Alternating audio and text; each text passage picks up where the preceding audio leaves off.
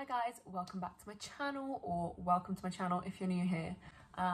Please excuse the way I look. I just don't feel like doing my makeup today, so I look a bit scruffy, but that's okay. That's okay. Today I want to talk about peripheral vision OCD because on my OCD/POCD video I got a comment asking me to talk about this, so here I am. Sorry, yeah, my nails are different colors because these ones are not done. So I know there's two kinds of well, there's probably more than two kinds, but I know there's a different kind of staring OCD where you're like afraid that you're going to stare at people's private parts, and that's not the OCD I'm talking about.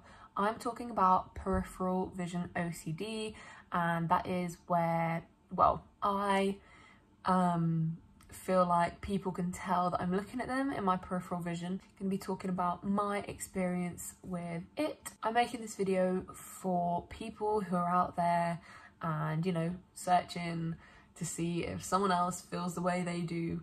And so yeah, if you struggle with this, then I'm here to tell you you're not alone. And you know, your struggles are valid and there's nothing weird about it. It's completely normal, and you can improve and you can get better. This video is just going to be like me going off the top of my brain because I'm a bit busy at the moment and I can't really deal with, you know, loads of editing and stuff, so I'm just gonna go. So yeah, the way this works for me is I am afraid that people can tell that I'm looking at them in my peripheral vision. And the way this first came up for me is in dance class. So I'm a dancer, and in dance class you have mirrors, and one lesson I just had this thing, and because I already found it hard to focus because of my ADHD, OCD latches on to like your fears, and dance is something I love. So I guess a fear for me was, you know, failing at the thing I want to be good at. And so my OCD latched onto that. For a second, I was trying to focus on the teacher, and I kind of saw someone in my peripheral vision, and I thought to myself, what if this sticks? Like, what if I can't focus on the teacher and I'm just looking at people in my peripheral vision? And then it kind of stuck and became an obsession. And I started thinking, oh my God, people can tell that I'm staring at them in my peripheral vision. And so that was taking my attention away from the lesson again, and I couldn't concentrate because of my ADHD. And now I had another thing on top. I definitely couldn't concentrate because of this, because the more I tried to focus on the teacher, the more I was just focusing on my peripheral vision, because that's how it works with OCD. The more you try not to focus on the obsession, the more you do focus on it. Another way it happens is like if someone's showing me something on their phone. So say you're me and I'm your friend, and I'm showing you something on my phone, okay? This is my phone. If someone's showing me something on their phone like this, I cannot, for the life of me, I get anxiety straight away, because I know straight away that I will be looking at their face in my peripheral vision, and I can't focus on the video right here because it's right next to their head. And so usually I'll just like look really quickly, or I'll take the phone because I'm like, oh, I can't really see properly, let me see, because, you know, this situation is just awkward. So if you understand, you understand. The way that affected me is it made me struggle in making friends. I'm already anxious socially, and there's a lot more OCD things that I do, and a lot more that I used to do, that really got in the way of me making friends. One of those things is, I don't know what to call this. I haven't found this online yet, so please comment below if you experience this, but I'm just going to call it obsessive fixation on a person, because I do get like obsessive fixations on people. It can be people I'm like interested in romantically, it can be people I'm not interested in, it can be people I want to be friends with.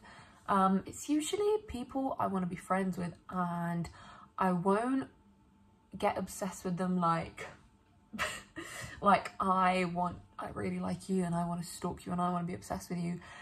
It will usually start with like, oh shit, what if I become obsessed with that person? Oh, this video is not about that. This video is not about that.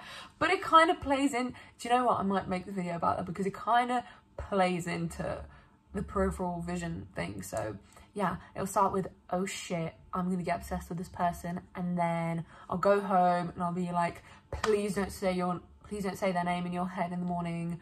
Like shit, I better not like say their name in my head in the morning. And then guess what? I'll wake up and my head will be like, Bob. Say their name is Bob. My head will be like, Bob. And then I'm like, shit, I'm obsessed. And yeah, I'll get like intrusive images in them. I will always, when I'm obsessed with someone or have this obsessive fixation, I'm always aware that the person like exists, and I'm just always aware that they're somewhere in the world, and that I'm gonna meet them later at uni or wherever I'm going. And yeah, it's just like this awareness of this person, and then I have the peripheral vision thing with them, but like really strong.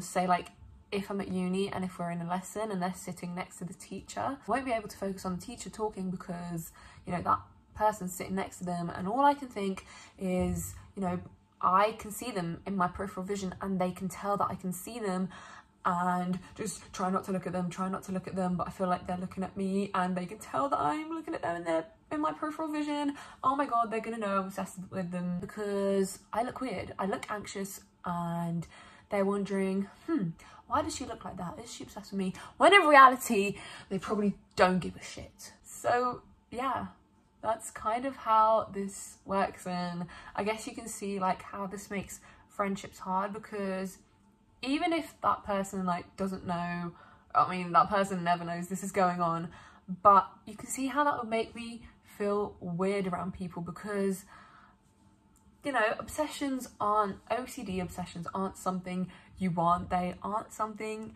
you make up, but they just pop in your head. They're intrusive and they just ruin things that you want. They ruin important situations. They ruin, you know, the things that you love. When there's like an audition, on my way to the audition, my OCD will kick in and say, I'm like at a train station going up an escalator. This is very specific and this happened when I was at an audition. It was actually after the audition and I was going up the escalator. My OCD said, if you go up that escalator, you're not gonna get in. If you go up this escalator, you might get in either on that course or that course, and if you go up the stairs, you're gonna get in. And so I decided to kind of fight my OCD, and I went on the middle escalator, the one which said that I might get in on that course or that course, not the one that said I'm gonna get in definitely on the course I want.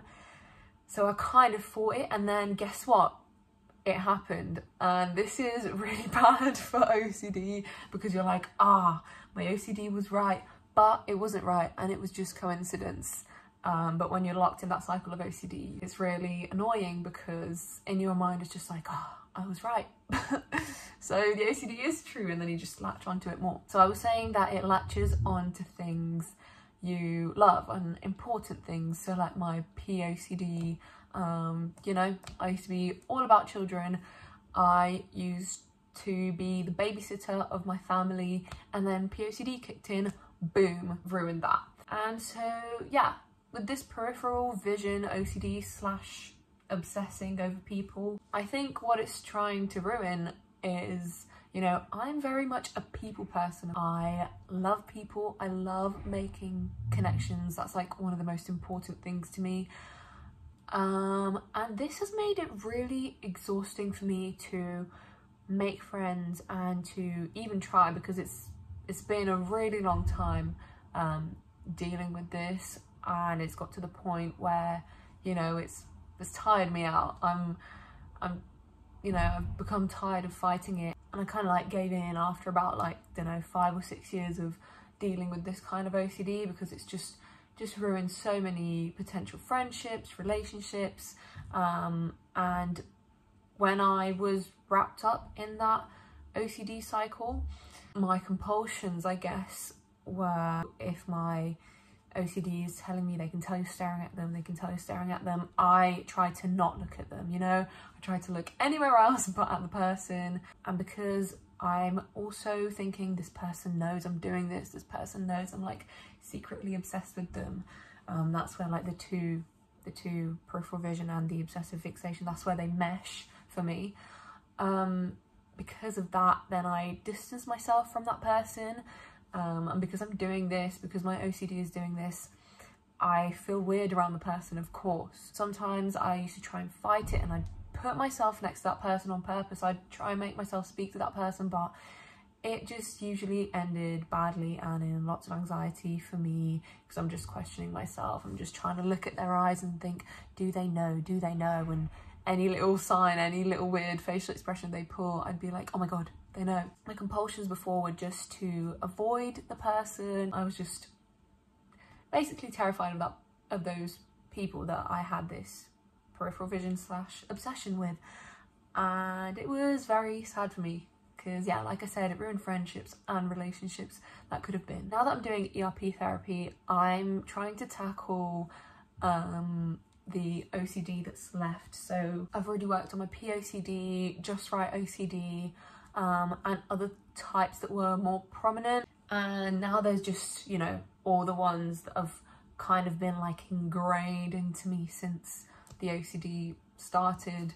And yeah, this peripheral vision one's been kind of a long-standing one, and I'm tackling that right now. I'm using all the things I've learned to use for my OCD.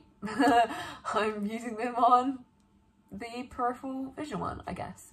So what I do now when it happens, and it happened the other day in class, so the teacher was talking and there was a girl sat next to the teacher, and I suddenly noticed her in my peripheral vision, and I thought, this girl can tell that I'm looking at her in my peripheral vision, she's going to think what a weirdo, and she's not going to talk to me. Usually what I would have done before is like got really anxious and just not looked at the teacher at all, but I kind of thought, do you know what, I don't care. I don't even care if I do look at this girl and we make like awkward eye contact. Like, why does it matter? Doesn't mean that we can't still like be friends, doesn't mean that I can't like speak to her afterwards and be like, hey, sorry, I just like stared at you weird right there. Yeah, so I just adopted an attitude of, so what? So what if this obsession is true? So what if they notice me doing this? You know, you have to step into the scary stuff. Once you step into the fear, I mean, there's nowhere it can go. You're facing it. So the more you run away from your fears, the stronger they'll come back. The stronger that what if factor is going to be there. Oh, what if you do it? What if the obsession is true? But if you step into the obsession and you say, yeah, it might be, yeah, what if, yeah, come at me, that knocks it down, because OCD is irrational, and yeah, all these things could be true, but they're not. They're not. Also with the obsessive fixation, I just think to myself, you know what, I'm gonna cut myself some slack. I have OCD. It doesn't mean anything. I know what it is now, and I know why this is happening. And I always used to think to myself, like, oh my God, what if this person like knew that I just like had their name pop up in my head all the time, and I had like intrusive pictures of them. They'd be like, what the fuck, you're a weirdo, you're obsessed with me. But you know what, I have OCD and I don't choose my obsessions, and so what? Like, I just don't care anymore. And therapy has helped me not to care. And sometimes I will, you know, when it's like popping up in my head, I'll, instead of being like, no, actually I'll put their name there myself, and I'll put a picture of them there myself and say, so what? So what if you're thinking about them? Oh no. And next time I see them, I will talk to them. And even if that anxiety is there, I will stick through it. I guess I'm still kind of working through this one. This is actually the OCD thing that I'm working on this week, and I've got a few weeks left of therapy, I think like 2 or 3. So yeah, I will make a video like specifically on ERP once I'm like finished with it. just to talk about how it's helped me, what I've learned, and yeah. Sorry if this video was a bit scattered. I just wanted to talk about this because I got a comment about it, and so I thought, yeah, let me make a video. So if you like this video and you want to see more videos from me, please subscribe below. Check out the other videos I've made if you're interested, and thank you so much for watching. Please like the video again, because that really helps me in the YouTube algorithm, and I'll see you next time in my video, maybe. Bye.